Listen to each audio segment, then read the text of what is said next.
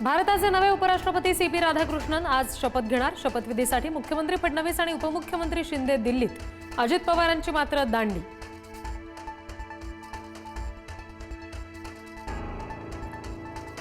पंतप्रधान मोदी उद्या मणिपूर दौऱ्यावर। मणिपूरमधील हिंसाचारानंतर मोदींचा पहिलाच दौरा। मणिपूरमध्ये मोदी विविध विकास कामांचं उद्घाटन करणार। नाशिकमध्ये ठाकरेंची शिवसेना आणि मनसेचा संयुक्त मोर्चा। ठाकरे बंधूंच्या युतीआधी नाशिकमध्ये कार्यकर्त्यांचं जोरदार शक्ती प्रदर्शन। विविध प्रश्नांवरून रस्त्यावर उतरणार।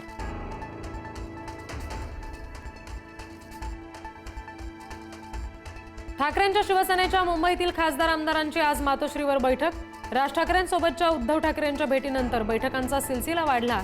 पालिकेच्या तयारीला सुद्धा वेग। मुख्यमंत्री देवेंद्र फडणवीसांच्या उपस्थितीत मुंबईत पार पडली भाजपची महत्त्वपूर्ण बैठक। मुंबई महापालिकेच्या संदर्भात भाजपकडून सातत्यानं चाचपणी। ओबीसी आरक्षण संपुष्टात येत असल्याने भरत कराडची आत्महत्या।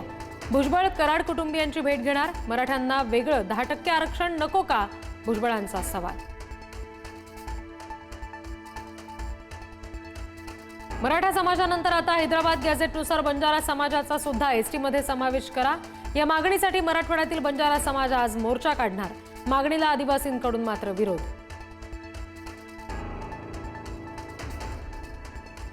बंजारा समाजाच्या आरक्षणाच्या मागणीला धनंजय मुंडेंचा पाठिंबा। बंजारा समाजाला अनुसूचित जाती प्रवर्गातून आरक्षणाचा दर्जा द्या, धनंजय मुंडे यांचं मुख्यमंत्री फडणवीसांना पत्र।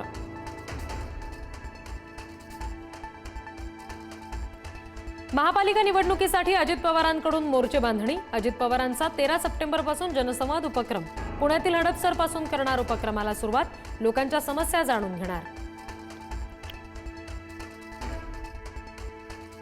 सोलापुरातील कुरडू गावात आज सर्वपक्ष बंदची हाक। मुरुम उत्खनन प्रकरणातील दाखल गुन्हे मागे घेण्यासाठी बंद। याच प्रकरणावरून अजित पवारांनी महिला IPS अधिकाऱ्याला दिला होता दम।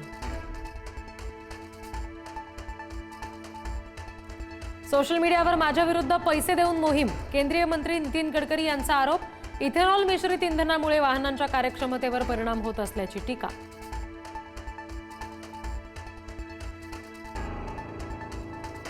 कोल्हापूरच्या शाही दसरा सोहळ्याला राज्याच्या प्रमुख महोत्सवाचा दर्जा। राज्य शासनाच्या सांस्कृतिक कार्य मंत्रालय विभागाकडून परिपत्रक जारी। राज्य सरकारकडून विविध कार्यक्रमांचं आयोजन।